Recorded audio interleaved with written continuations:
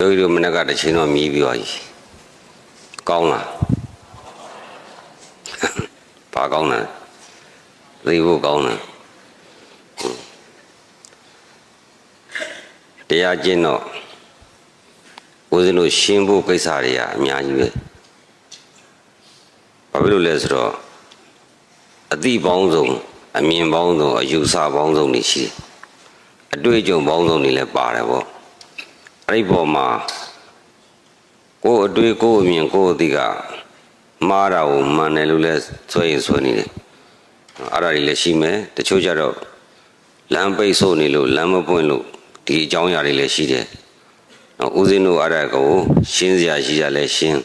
ညွှန်ကြားစရာရှိရလဲညွှန်ကြားရမှာဒီနေ့တနေ့ဟာ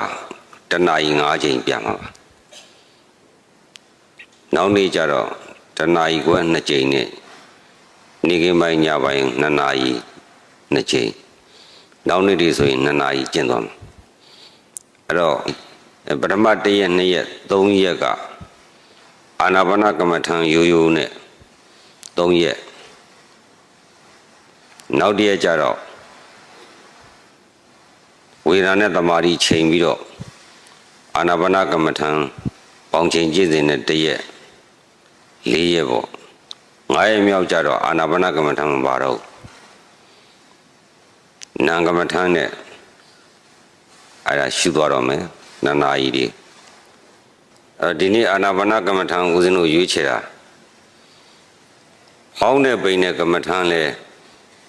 စိတ်ဆူစည်းတဲ့နေရာပဲငယ်တိတ်လဲစိတ်ဆူစည်းတဲ့နေရာပဲ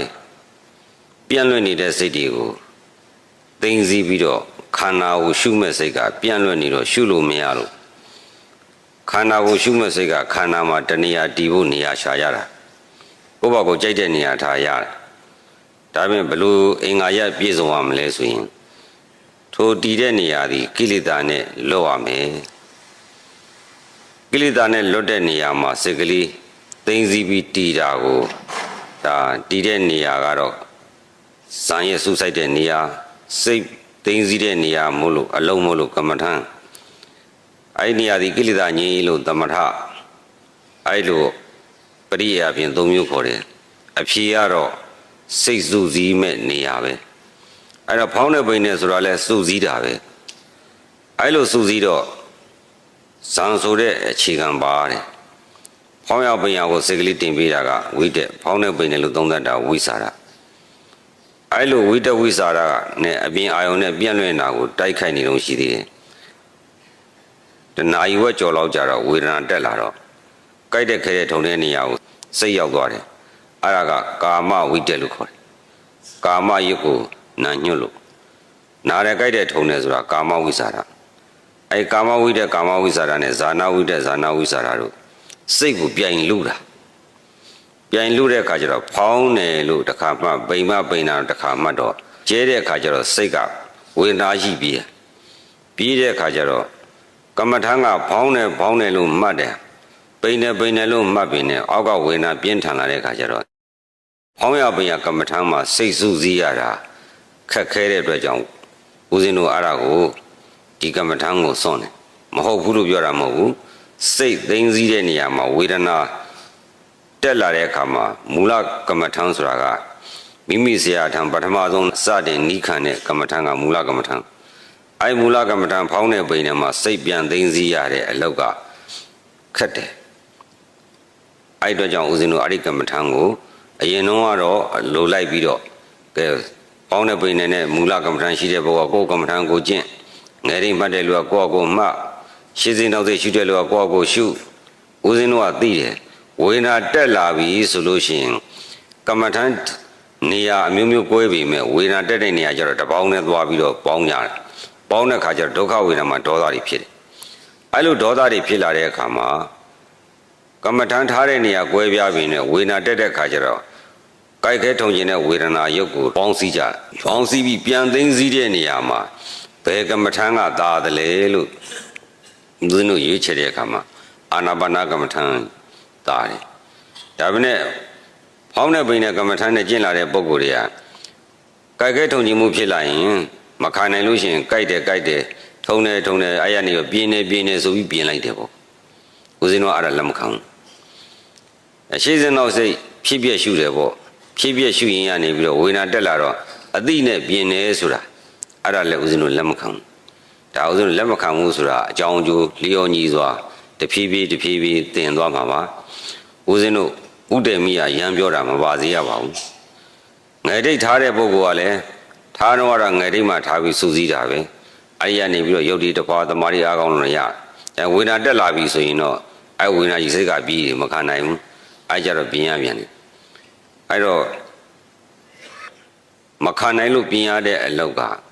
ပြင်တိုင်းမဟုတ်ပါဘူးဆိုတာကဦးဇင်းတို့နောက်ပိုင်းကျတော့ရှင်းပြပါမယ်သူ့နေရာနဲ့သူရောက်တော့အခုနေခါမှာတော့အဲ့ဒီလိုမပြင်ဘဲနဲ့မူလကမ္မထံကိုစိတ်သိမ်းစည်းတဲ့နေရာမှာဘယ်ကမ္မထံသာလဲလို့ရွေးချယ်တော့အာနာပါနကမ္မထံသာတယ်အဲ့အတွက်ကြောင့်အရင်တော့ကတော့သူ့ကမ္မထံနဲ့သူလိုက်လို့ပြောပြီးမဲ့ဝေဒနာတက်လာကြတော့မခံနိုင်တော့ပြင်နေကြမပြင်ရတော့ပြဿနာတက်တယ်နောက်တစ်ခုကဦးဇင်းတို့က2 နာရီကြည့်သွားမှာနောက်ဆုံးမဟာပလင်နေတိချိန်ပါဆိုတော့အရင်တော့က1 နာရီထိုင်ရတယ်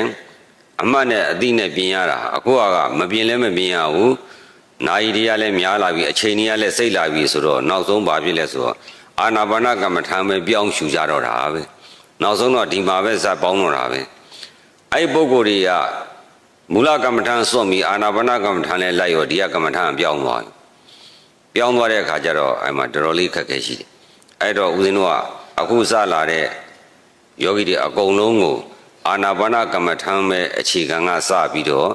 လေ့ကျင့်ခိုင်းပါတယ်သို့တော်လည်းပဲဖောင်းတဲ့ပိန်နဲ့မှတ်နေကြဝတိဘောပါနေတော့ဖောင်းရပိန်ရကိုရောက်သွားတတ်တယ်တခါတည်းတော့အာနာပါနကမ္မထာမရောက်ဘူးအာနာပါနကမ္မထာရဲ့အာသာချက်ကစိတ်ကိုသိသိတဲ့နေရာမှာထိကျက်များထင်ရှားအောင်လည်းပြုလို့ရတယ်နည်းနည်းထင်ရှားအောင်လည်းပြုလို့ရတယ်နည်းနည်းများမဟုတ်အလေလက်တန်းစားထင်ရှားအောင်ပြုလို့လည်းရတယ်နောက်တစ်ခါထိကျက်ပေါ်မှုမြန်လို့လည်းရတယ်ထိကျက်နေပေါ်လို့လည်းရတယ်ထိကျက်စိတ်ပေါ်လို့လည်းရတယ်ထိကျက်ကျဲပေါ်လို့လည်းရတယ်ထိကျက်မစိတ်မကျဲပေါ်လို့လည်းရတယ်အာနာပါနကမ္မထာအားစိတ်ကိုတည်တဲ့နေရာမှာကမ္မထာကိုမိမိစိတ်နဲ့တွဲနေအောင်ပြင်လို့ရတဲ့အတွက်ကြောင့်အဲ့အာနာပါနကမ္မထာကိုဦးဇင်းတို့ရွေးချယ်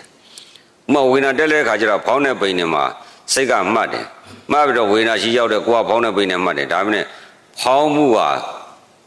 အသက်ရှူဝမှသူကပိန်မှာအသက်ရှူကုန်မှဖောင်းတာဆိုတော့အဲ့ဖောင်းတာပိန်တာစောင့်နေရတော့မရဘူးဝေဒနာလုံးထွေးနေဒီအာနာပါနကမ္မထာကြတော့ဝင်လေထွက်လေမြန်ကျင်လဲရတယ်နှေးကျင်လဲရတယ်မနှေးမမြန်လို့ရှူလို့လဲရတယ်ထိကျက်ပြင်းလို့ရတယ်ပြော့လို့ရတယ်မပြင်းမပြော့ထိကျက်ဖော်လို့ရတယ်အဲ့ဒီလိုတာတဲ့အတွက်ကြောင့်ဦးဇင်းတို့အာနာပါနကမ္မထာကိုရွေးချယ်တာပါအဲ့တော့ယောဂီတို့ကအာနာပါနကမ္မထာကိုပဲလိုက်လာကျင့်သုံးပါဒီမှာနောက်တစ်ခုအခြားရေးတာကလာတော့ဘာတစ်ခုပြဿနာတက်လဲဆိုတော့ခါဆန်းတာတရားထိုင်ပြီဆိုတော့ခါကြီးဒီလိုဆန်းဆန်းထားတယ်ခန္ဓာကိုယ်ကဖြောင်းမှန်စွာထားရမယ်ဖြောင်းမြောင်းဆိုတာကရိုင်နာရွက်တာလန်တာစောင်းတာကိုယ်တာမပါဘဲနဲ့တဲ့ကိုဆိုလိုတာထိတံဝါပနိဟိတံဝါတီမြဲတိုင်းထားမြဲတိုင်းသူ့ရဲ့ငကိုသဘာဝအတိုင်းလေးမှာတဲ့နေလို့ဒီလိုဆိုလိုတယ်အဲ့ဒီလိုမဟုတ်ဘဲနဲ့ခါဆန့်ထားရမယ်ဆိုတော့ယောဂီတို့လက်တစ်ချောင်းမြောက်ခြင်းကြာမြောက်နိုင်ပါမလားလေးမလားဘူးလား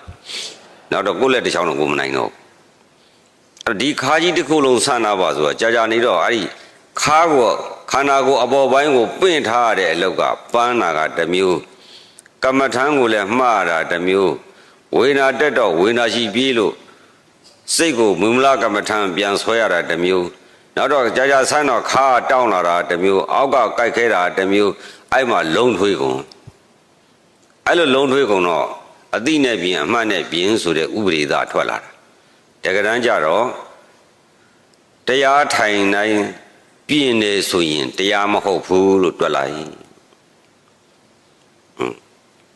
သမထယာနိကမှာသမာဓိမရခင်မြင်လို့ရတယ် တမာရီရပြီဆိုလို့ရှိရင်သူကလက်တစ်ချောင်းမြောက်ထိုင်လဲလက်တစ်ချောင်းမြောက်ရကြီးနေတာပဲဗရဏာကြီးနေဇန်ရဲ့ဇောအလျင်ကကျိုးနဲ့တုပ်ကွန်ကရစ်ကင်တယ်လို့ကင်ပြတာသူ့ဘာသူခိုင်သွားရောဒီကာမဒုက္ခနဲ့လွတ်ပြီးတော့ဇာနာဒုက္ခမှာသွားတည်နေတဲ့အတွက်ကြောင့်သူ့ဘာသူဘလောက်တောင်းကိုနဲ့မဆိုင်တော့အဲ့ဒီကြတော့ပြင်းနဲ့လှုပ်တယ်ဆိုတာဝေဒနာတက်လို့မခံနိုင်သေးလို့ပြင်ပေးတယ်ဆိုတာမဟုတ်တော့ဘူးကာယသင်္ခါရတွေချုပ်သွားအဲ့ဒီလိုမှမဟုတ်ပဲဝေဒနာတက်တိုင်းပြင်ရမယ်ဆိုရင်တော့တမာရီဆိုရောက်မှာမဟုတ်တော့ဒါလည်းဦးဇင်းတို့ဒါအကြံမြင်သိပေးတာပေါ့လေနောက်ပိုင်းကျတော့အသေးစိတ်ဓာတ်တွေကိုရှင်းပြမှာပါအဲ့တော့အာနာပါနကမ္မထံကိုရှုရှိုက်တဲ့နေရာမှာခါကြီးညွတ်ပြီးတော့ညွတ်ပဲနဲ့ရေထမ်းတော့ရေဘုံကမြောက်ပဲဖြစ်တယ်လို့အဲ့လိုမရှုရပါဘူးအဲ့လိုမရှုရဘဲနဲ့ရင်ဝါကိုအာပြုပြီးတော့ပဲလေးပါအောင်ရှုရမယ်လက်ထားတဲ့နေရာမှာလည်းလက်ကြီးထောက်မထားဘူးဒီလက်နှစ်ဘက်ကိုထောက်ပြီးတော့လူမရှုရဘူးအဲ့လက်ကိုလည်းနောက်တစ်ခါပေါင်ပေါ်မှာလည်းတောင်ကြီးထောက်ပြီးခါကြီးကိုယ်မထားဘူးသူ့ဘာသူငကိုတာမန်နေတဲ့အတိုင်းလေးနေတယ်အဲ့လိုနေတဲ့အခါကျတော့အခြားရည်သားပုဂ္ဂိုလ်တွေကတော့တရားမထိုင်ခင်တော့ဟုတ်တယ်တရားထိုင်ပြီဆိုတာနဲ့ဝတိဘောဖြစ်ပြီးဆွဲဆန့်ပြတာအဲ့လိုကြီးမှားနေတယ်အဲ့တော့ကာမဇောလို့လည်းခေါ်တယ်တကယ်တမ်းဒီတရားဟာတန့်ရှင်းလာပြီဆိုလို့ရှိရင်မုံမွားလေးတောင်မှအိန္ဒြေပြက်လို့မရအိန္ဒြေချုပ်ရင်းလို့မရအိန္ဒြေချုပ်ရင်းလို့မရဘူးဆိုတာခုနအပြစ်ကင်းစွာထူထားတဲ့ဘဘုယုတ်လိုပဲအသက်မရှိပြီတကယ်တော့ဘဘုယုတ်ကမှအိန္ဒြေအချိုးစားမှားခြင်းမှားအောင်မယ်တရားထိုင်တဲ့တမာတိနယ်မှာရောက်နေတဲ့ပုဂ္ဂိုလ်ရဲ့အိန္ဒြေအချိုးစားကမှားကုန်မှာနည်းနည်းလေးတရားမှာဓတ္တမ3ည1လောက်လိုးနေရင်တရားတော့ဆွတ်တဲ့ပြီလူတယောက်ကလာကင်ပြီးတဲ့တယ်လို့လူတဲ့နေရာတော့တဲ့ပြီတာမရဘူးအဲ့ဒါကြောင့်မလို့အိန္ဒြေတိဆောက်မှုအမှန်တန်ရေးကြီးတယ်အဲ့တော့ခါဆန့်မထားပါနဲ့အခုယောဂီတို့တရားနာနေတဲ့အချိန်မှာအားပြီးတော့နာနေတယ်အခုတရားနာတဲ့ပုဂ္ဂိုလ်တွေခါကြီးဆန့်ပြီးနာတာပါလားမရနော်ခါမဆန့်မနဲ့သူ့ဘာသူငကိုနေတဲ့အတိုင်းလေးပဲငကိုနေမြဲတိုင်းထားမြဲတိုင်းလေးနေတာအဲ့ဒီတိုင်းလေးနေရမှာနော်ဒီလိုကြီးမဆန့်ရဘူးအဲ့တော့တချို့ကြတော့ဝတိဘောဘာတော့မဆန့်ရမနေနိုင်ဘူးအဲ့တော့ဘလို့အဖြေထုတ်တာမလဲအခုတရားနာနေတဲ့အချိန်မှာတရားထိုင်တဲ့စိတ်မျိုးမဟုတ်ဘဲနဲ့အလကားထိုင်တဲ့နေမျိုးနဲ့အခုလိုတာမန်နေတိုင်းလေးနေပါလို့ဒီလိုဆိုလို့တယ်အဲ့ဒါတော့ဦးဇင်းတို့ပြောတာပေါ့လေဝတိဘောဘာလို့တဲ့ခါကျမေ့ပြီးတော့ဆန့်ပြီးအောင်ပါပဲအဲ့ဒါကိုပဲဦးဇင်းတို့ပြင်ရမှာပဲအဲ့ဒါကာမဇောလို့လည်းခေါ်တယ်နောက်ဆုံးဦးဇင်းတို့မက်ကအဲ့ဒီကာမဇောကိုအကျွေးမဲ့ပဲမှာအဲ့ဒီကာမဇောကလောဘဒေါသနဲ့ပေါင်းပြီးသေတဲ့အခါကျတော့ဓမ္မနဲ့ထိုးသလိုမှွေတော့တာပဲသူကအဲ့ဒီဇောကိုဦးဇင်းတို့မဲ့နဲ့အပြီးပယ်မှာမို့လို့အခုတည်းကအဲ့ဒီကာမဇောတွေကိုစွန့်ထားလိုက်ပါလက်ချတဲ့နေရာမှာလည်းမိမိအချိုးအစားကြမဲ့အခြေအနေမျိုးကိုရွေးချယ်ပါဒီလက်နှစ်ချောင်းထားတာတချို့ကြတော့ဒီအရင်နာကတ်ထားမှခါကြအပေါ်ပိုင်းခန္ဓာရင်ကမအားရမလို့ပဲနဲ့သူ့ဟာသူကြားတချို့ကြတော့အနာကထိုင်ထောက်နေတယ်လို့ဖြစ်ပြီးရှေ့နာလေးနည်းနည်းတိုးမှအနေထားမှန်တချို့ကြတော့လေရှေ့ကိုချမှအနေထားမှန်နေအဲ့တော့လက်ထားတာကအစမိမိခန္ဓာကိုယ်အချိုးစားနဲ့နော်ထားတဲ့နေရာမှာခန္ဓာအင်းကိုလွတ်လွတ်လပ်လပ်စွန့်ထားတဲ့အခါမှာလက်ကအနောက်ရှက်မကင်းနေတဲ့သဘောဖြစ်ရမယ်အဲ့ဒါကလည်းယောဂီဟာမိမိခန္ဓာကိုယ်အချိုးစားနဲ့ကိုယ့်ဘာကိုရွေးချယ်ပါဒါကတော့ဦးဇင်းတို့ရွေးချယ်ပြီးလို့မရဘူးယောဂီတို့ရဲ့ဘယ်လိုလက်ထားရင်ကောင်းမလဲအပေါ်ပိုင်းခန္ဓာအင်းကိုတည်တဲ့အခါမှာအပေါ်ပိုင်းခန္ဓာအင်းကလက်နဲ့အနှောက်အယှက်ကင်းပြီးတော့နေတာလွတ်အောင်ယောဂီတို့ထိုင်ရမယ်အဲ့တော့ဝင်လေထွက်လေဒီတဲ့ဦးဇင်းတို့တရားဆက်ကရှူပေးတာအမ်ပလီဖိုင်အတန်ချက်ဆက်နဲ့ချဲ့ပေးလို့ယောဂီတို့အကျယ်ကြီးအောင်မိတာတကယ်တမ်းကျတော့ဖြည်းဖြည်းလေးရှူထားတာမပြင်းလုံးမပြော့လုံးရှူရှိုက်တဲ့ပုဂ္ဂိုလ်ဒီမိမိစတင်ရှူရှိုက်ရာနေပြီးတော့အဋ္ဌံပြည့်ပါပြီလို့ပြောတဲ့အထိပင်ပန်းမှုမရှိဘဲနဲ့ရှူရမယ်အရှူမျိုးဒါအခုလိုရှူတဲ့အခါမှာဒီထဲမှာအသက်ကြီးတဲ့ပုဂ္ဂိုလ်တွေဝရတဲ့ပုဂ္ဂိုလ်တွေ နှလုံးပန်းနာယောဂရှိတဲ့ပုဂ္ဂိုလ်တွေအဲ့ဒီပုဂ္ဂိုလ်တွေပါမယ်ဆိုရင်စက်ကရှူနှုံးအတိုင်းမိအောင်ရှူဖို့မဟုတ်ဘူးစက်ကရှူတာနဲ့တထထဲကြအောင်လိုက်မရှူနဲ့အဲ့ဒါကြတော့ထိုပုဂ္ဂိုလ်တွေအတွက်ပင်မနဲ့စနစ်အတိုင်းပေးထားတဲ့စီကံအတိုင်းတော့ရှူရမယ်အဲ့တော့ခါမဆန်ထားပါနဲ့အာနာပါနရှူရှိုက်တဲ့အခါမှာခန္ဓာကိုယ်အပေါ်နဲ့အောက်နဲ့ညှွတ်ပဲ့မရှူနဲ့ရှေ့နောက်ရိမ်ထိုးပြီးတော့မရှူနဲ့အခုဒီမှာဆုံးလုံးယောဂီတွေပါတယ်သူတို့ကြတော့လဲဝတိဘောသူတို့နီးကအာနာပါနကမ္မနာထိုင်ပြီးဟေးဆိုရဲတခါတဲ့မျက်နာကောနှာခေါင်းကောပါးစပ်ကောမျက်လုံးကောညှိချုပ်ပြီးတော့တခါတဲ့ပန်းပြီးတဲ့လူများစပြီးအပြိုင်ပြေးသလိုရှူကြတယ်သူတို့ကြောင့်ဝေနာတက်လိုက်တင်းခံတောင်းခံအောင်းခံတွန်းခံဆိုတော့တခါတဲ့တင်းထားတာအဲ့ဒါကာမဇောတွေခေါ်တယ်နော်ဇန်ဇောမဟုတ်ဘူးဇန်ဇောကနူးညံ့တယ်ငြိမ်သက်တယ်ငြိမ်းချမ်းတယ်ကာမဇောကခက်ထန်တယ်ကြမ်းတမ်းတယ်တင်းတယ်မားတယ်အဲ့တော့ကာမဇောနဲ့ဇန်ဇောနဲ့နားလဲဖို့လိုတယ်ကာမဇောကြီးစောထားပြီဆိုဒီစိတ်ကဇန်ဇောကိုမရောက်တော့ဘူးအဲ့ဒီအတွက်ကြောင့်မျက်နာကြီးညှိချုပ်ပြီးတော့နော်နှာခေါင်းတွန့်မျက်လုံးတွန့်ပါးရီချုပ်ပြီးတော့အဲ့ဒီလိုမရှိရဘူးသူ့ဘာသူလေချောင်းဟာချောင်းချောင်းဝင်ထွက်နေရမယ်လေဟာလွတ်လွတ်လပ်လပ်ချောင်းချောင်းကြီးဝင်ထွက်ရမယ်တရားထိုင်ရင်းနဲ့ရှေ့တို့နောက်ငယ်မရှိရဘူးညွတ်ပဲမရှိရဘူးလက်ထောက်မထားဘူးပေါင်ခြေထောက်ထောက်မထားမဲနဲ့အာနာပါနရှူရှိုက်ရင်ပြေးဝင်လာတဲ့လေရဲ့အရှိန်နှုံးနဲ့ပြန်ထွက်သွားတဲ့လေရဲ့အရှိန်နှုံးတူရမယ်ပြေးဝင်လာတဲ့လေအရှိန်နှုံးနဲ့ပြေးထွက်သွားတဲ့အရှိန်နှုံးတူရမယ်ပြေးဝင်လာတဲ့လေရဲ့အပြင်းအပြော့နဲ့ပြန်ထွက်သွားတဲ့လေရဲ့အပြင်းအပြော့တူရမယ်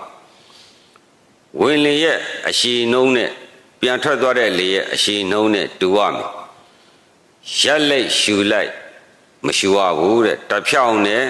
တပုံစံနဲ့ကြောက်အောင်ရှူရမယ်အရှိတူညီမျှရမယ်မိမိရှူဆိုင်နဲ့အနည်းအမြန်ညီညွတ်ရမယ်အပြော့အပြင်းမှန်ကန်ရမယ်ရက်လိုက်ရှူလိုက်မရှူရဘူးရိမ်ထိုးခါရမ်းပြီးမရှူရဘူးညှစ်ချုပ်ပြီးမရှူရဘူးခါကြီးကိုကြီးညွတ်ပဲနဲ့မရှူရဘူးယောဂီတို့ရှူဆိုင်တဲ့နီးအကြံမြင်စာရွက်တွေလည်းပေးထားရလား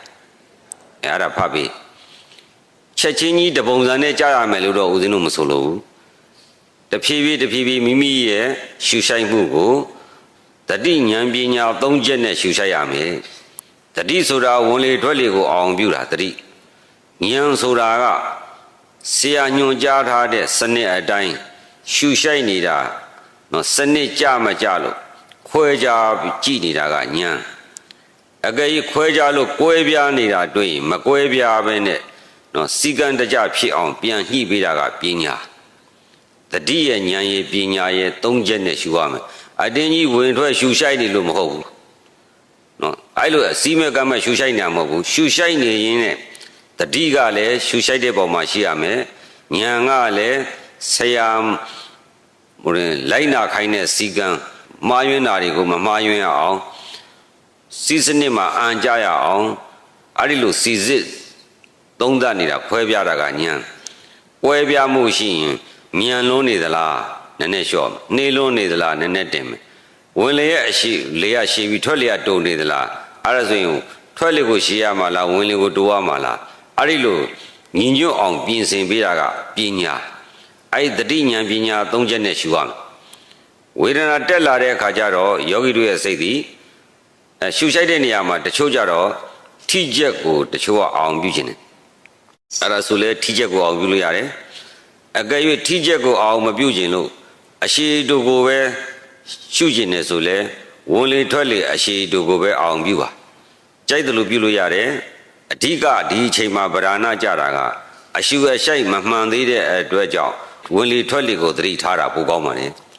အဲ့တော့ဝင်လေထွက်လေအရှုအရှိုက်အနည်းမြန်အပြော့ပြင်းမှားနေပြီဆိုရင်တမာတိမဖြစ်ဘူးထိချက်လည်းမမှန်တော့ဘူးအဲ့အတွက်ကြောင့်အခြေခံအုံမြင့်ကတော့ဝင်လေထွက်လေကိုအရှိတူအနည်းမြန်ညှိပြီးတော့ထိမ့်ချုပ်ပြီးရှူတာကောင်းတယ်ပညာနဲ့ကြက်မှတ်ပြီးရှူတာကောင်းတယ်အဲ့တော့ပထမဆုံးဝင်လေထွက်လေကိုယောဂီတို့သတိထားပါဝေဒနာတက်လာတဲ့အခါကျတော့စိတ်ကကာယခရထုံရခြင်းရသို့စိတ်ကရောက်သွားလိမ့်မယ်အဲ့လိုရောက်သွားပြီဆိုရင်ကြောက်ပြီးတော့တခါတည်းမိမိရှူရှိုက်တဲ့ငကိုစီးစနစ်တွေ မရှိတော့ဘဲနဲ့ကိုယ်ကားတွေဖြစ်ကုန်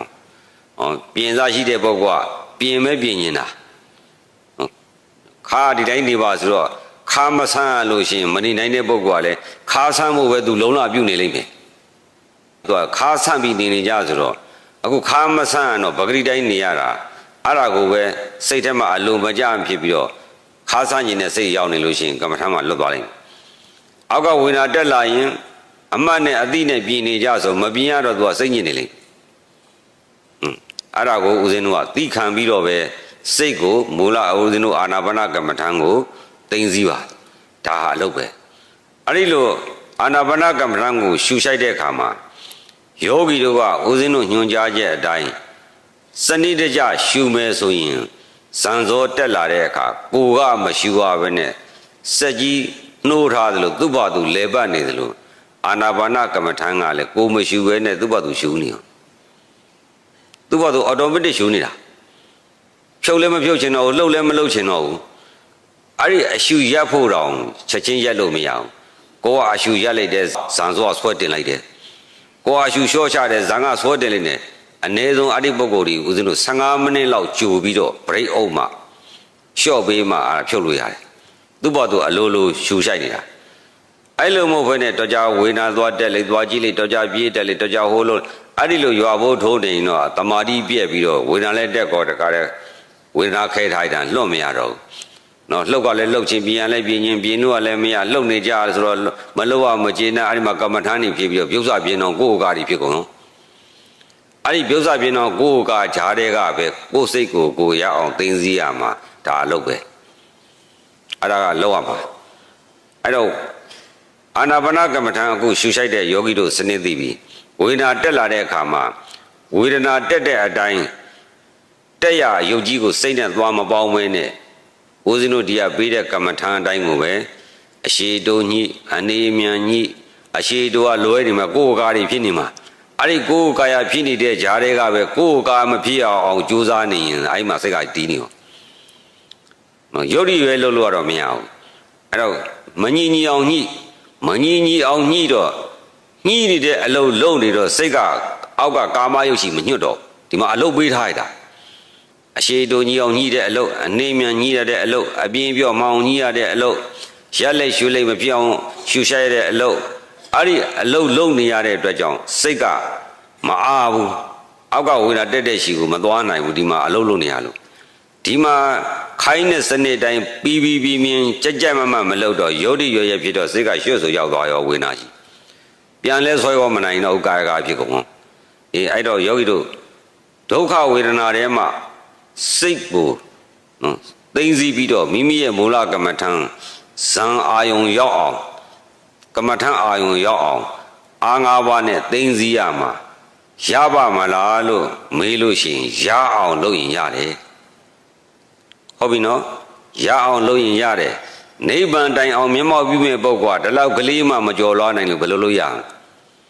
နော်အဲ့ဒါကိုပဲဦးဇင်းတို့အလုပ်လို့အကျင့်လို့ခေါ်ပါတယ်ဒီအကျင့်ကဦးဇင်းတို့ဒါဝေဒနာကနေတဏှာပရိစ္ဆသမုပ္ပါ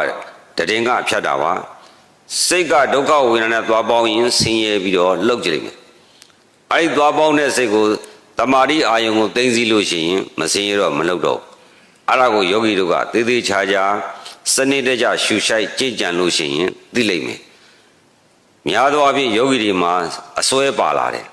အောက်ကကြိုက်တာခဲတာကြီးကဆင်းရဲတယ်ထုံနာကျင်နာကြီးကြောင့်ဆင်းရဲတယ်နဲ့ဆိုတဲ့အစွဲကြီးရှိတယ်အဲ့ဒီဟာလုံးဝမှားတယ်အောက်မှာကြိုက်တာခဲတာမကတော့လွှတ်နဲ့ပြတ်ပြီးမီးနဲ့ရှုလည်းမဆင်းရဲဘူးယောဂီတို့အဲ့လိုဆိုတော့နားလည်တတ်ပါမလားကဲခင်ဗျားတို့ဝေဒနာတက်လာပြီဗျာအာမခံနိုင်မှုပြင်းပါတယ်ဝေဒနာနာပါတယ်ဆိုတဲ့အချိန်မှာဦးဇင်းတို့ကမေးသေးပြီးလွှတ်နဲ့ပြတ်တော့နာတယ်လို့អော်မလားအဲ့ဘုကိုသေသွားလို့လားမသေးဘူးစိတ်ရှိနေမဟုတ်ဘူးလားအောက်ကလွှတ်နဲ့ပြတ်တိုင်းဆင်းရဲသလားမိသားနဲ့ထိုးတိုင်းဆင်းရဲသလားမဆင်းရဲဘူးဒါပြင်လူသားတွေကအောက်ကကြိုက်တာခဲတာကြီးကြောင့်အဲ့ဒီဥပဒ္ဒန်ကြီးစွဲနေတယ်အဲ့ဒီအစွဲကြီးစွဲတာဟုတ်တယ်မှန်တယ်လို့နော်သုံးသပ်ဆုံးဖြတ်ထားတယ်အဲ့ဒါကြီးကအမှားအဲ့ဒါဥပဒ္ဒန်ကြီးပဲအဲ့ဒါကိုဦးဇင်းတို့ကလွတ်အောင်လို့အာနာပါနကမ္မထမ်းမှာသိသိတယ်စနစ်တရသိသိတဲ့ခါကျတော့ ယောဂီတို့လက်တွေ့လိမ့်မယ်ဝေဒနာတက်နေတဲ့နေရာကိုစိတ်ကရောက်သွားတယ်အဲ့ဒါကိုမလိုက်ရောပဲနဲ့စိတ်ကိုအာနာပါနကမ္မထံကိုစနစ်တကျကြက်မမလည်းသိသိရောလွတ်သွားရောနောက်တတိပြန်လွတ်တော့ပြန်ကြတယ်ပြန်ဆင်းရဲမယ်အဲ့တော့တခါပြန်သိသိတော့နောက်တော့သိလာတယ်အောက်ကဖောက်ပြန်နေတဲ့ကြားတွေကစိတ်ကိုအာနာပါနကမ္မထံမှာလွတ်ကျွတ်သိသိလိုက်တဲ့အခိုက်အတန့်မှာအောက်ကဝေဒနာရှိပြီနဲ့မဆင်းရဲဘူးစိတ်ကပြန်ရောက်သွားမှဆင်းရဲတယ်အဲ့တော့ဆင်းရဲချမ်းသာဆိုတာဘာမှဖြစ်နေတာဩအရင်တော့ယုတ်ကြီးဆွဲထားမှာနော်မဟုတ်ဘူးအဲ့တော့ဆင်းရဲချမ်းသာစိတ်မှဖြစ်နေတာကိုရုပ်မှသွားရှင်းလို့ရပါမလားအဲ့ဒါကြောင့်မလို့ပြင်းနေကြွတယ်မလုံးနဲ့လို့ပြောတာစိတ်မှပဲရှင်းရမှာစိတ်မှတောက်တယ်မိစိတ်မှတစိတ်မှအမြင်မှားနေတာစိတ်ကိုပြင်းနော်ရုပ်ကိုပြင်းလို့ရပါမလားရုပ်ကိုပြင်းလို့ဘုရားတော်မှာမရလို့ပြိဋိဘံပြုသွားတယ်မဟုတ်လားရုပ်ကိုပြင်းလို့ရပါမလားမသေးခင်တော့အလှတော့ဗျာဟိုသပင်လေးကောက်လေးဟိုဟာလေးချယ်ပြီးတော့ရတာပေါ့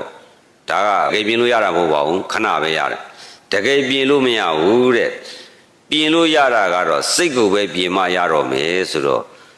စိတ်ကိုပြင်ရမယ်လို့ကိုစိတ်ကိုဘယ်လိုပြင်မလဲဆိုရင်ခုနတတိရဲ့ဉာဏ်ရဲ့ပညာရဲ့ထိုသုံးချက်နဲ့နိုင်နေအောင်ပြင်ထိုသုံးချက်အားနေရင်တော့ကိုယ့်ဘောပြန်ကြမှာပဲအဲ့ဒီသုံးချက်ဥစည်းပြီးတော့တရားအဝရိယအားထည့်ပြီးတော့အားပါအောင်ကြည့်မှတရားအားထုတ်တယ်ဆိုတာတရားကိုအားနဲ့ထုတ်ယူရတာအဲ့ဒီအားကတရားအားယုံကြည်ချက်အားဒီစနစ်ဒီကျင့်စဉ်နဲ့ကျင့်ရင်တော့ငါအသေးတတ်မယ်သေခြင်းစည်းရမှလွတ်မယ်ဆိုတဲ့တရားအားအပေဘေးမှလွတ်မယ်ဆိုတဲ့တရားအားအဲ့တော့မှဝရိယစိုက်ထုတ်မယ်အဲ့ဝရိယအားရှိတော့မှတတိအားရှိမယ်တတိအားရှိတော့မှတမာတိအားရှိမယ်ဆိုတော့အဲ့ဒီအားဒီထုတ်ပြီးတော့တရားကျင့်မှာလို့ပြောတာပြောတိပြောဖတ်နေရပါမလားအားကိုထုတ်ရမယ်အားဒီနဲ့ကိုထုတ်ပြီးတော့ကိုကျင့်ရမှာအဲ့တော့ယောဂီတို့အားထုတ်ရမယ်မဖြစ်နိုင်ပါဘူးဆိုတဲ့ပုဂ္ဂိုလ်ကအားမရှိတဲ့ပုဂ္ဂိုလ်ရဲ့စကားပဲမဖြစ်နိုင်ပါဘူးလို့တွက်တာဒီတရားကဖြစ်နိုင်ပါတယ်ဆိုတာကိုဖြစ်နိုင်အောင်ကိုကြိုးစားယူရမယ်စနစ်တကျကြင့်ကြံယူရမယ်အဲ့ဒီလိုကြိုးစားအားထုတ်မှုစနစ်တကျကြင့်ကြံမယ်ဆိုရင်အဲ့လိုကြင့်ကြံရတဲ့သားနဲ့မလွတ်ဘူးဆိုခင်ဗျားတို့ကြုတ်ထားပြောကျွေးမထားနဲ့အရှင်မြတ်ပြောတဲ့အတိုင်းတပည့်တော်တထက်တည်းကြအောင်ကြင့်နေဗျာတထက်တည်းစနစ်တကျကြင့်ပါတော့လည်းပဲကောင်းကျိုးမရှိပါဘူးဆိုရင်ထားပြောခင်ဗျားတို့အာမနာနဲ့ကျုပ်ကလည်းအာမနာဘူးအာနာတယ်ဆိုတာလူအညံ့စားတွေသုံးတဲ့ဝါဒအာနာပါတယ်ဆိုတော့အလျှော့မပေးလိုက်ဘူးလားအလျှော့ပေးတဲ့ပုဂ္ဂိုလ်အရှုံးသမားပဲကောင်းတဲ့နေရာမှာအလျှော့ပေးတယ်ဆိုတာကအရှုံးနဲ့လဲလိုက်တာတဲ့ယောဂီတွေမှတ်ထားနော်ကောင်းတဲ့လို့လုံးတဲ့နေရာမှာမလုံးနိုင်ပါဘူးလို့လျှော့ပေးလိုက်တဲ့ပုဂ္ဂိုလ်ဒီ तू ကအရှုံးနဲ့လဲယူလေ तू ကအရှုံးရပါရောအကောင်းဆုံးပြီးတော့အရှုံးယူလိုက်ရတာအကောင်းဆုံးအရှုံးသမားမဖြစ်မရှိစေနဲ့အခုမကောင်းတဲ့နေရာလုံးရင်တော့လျှော့ပေးတာမှန်တယ်ကောင်းတဲ့လို့မြတ်တဲ့လို့လုပ်ပြီးဆိုလို့ရှိရင်မလျှော့နဲ့တဲ့လျှော့ရင်နဲ့ရှုံးသွားရောအဲ့တော့မလျှော့ဘူးဆိုတော့အား၅ပါးနဲ့နော်လဲယူရမှာအဲ့တော့စနစ်တကျရှုရှိုက်ပါအိန္ဒိတိဆောက်တာကိုပြင်ဆင်မယ်နောက်တစ်ခါကျတော့စနစ်တကျရှုရှိုက်မယ်ပေါ်ဒီပေါ်စမလုံးနဲ့ရှုရှိုက်ရင်းနဲ့ဦးဇင်းတို့ကဆက်ကဖွင့်ထားတယ်ယောဂီတို့ရှုရှိုက်တဲ့လမ်းကြောင်းကိုလက်တွဲခေါ်ပေးထားတယ်စက်ကိုအောင်ပြုနဲ့စက်ကအတန်ကကိုနားတဲ့ကိုရောက်လာလိမ့်မယ်နားတဲ့ရောက်လာတဲ့ရှုရှိုက်တဲ့အတန်ကိုမိမိကစက်ကရှူတန်နဲ့ကိုရှူတန်နဲ့စက်ကရှိုက်တန်နဲ့ကိုရှိုက်တန်နဲ့တထတဲ့အံကြအောင်ရှူလို့လည်းရတယ်အဲ့ဒီလိုမှမဟုတ်ဘဲနဲ့စက်ကအရှူတန်ကိုမကြိုက်လို့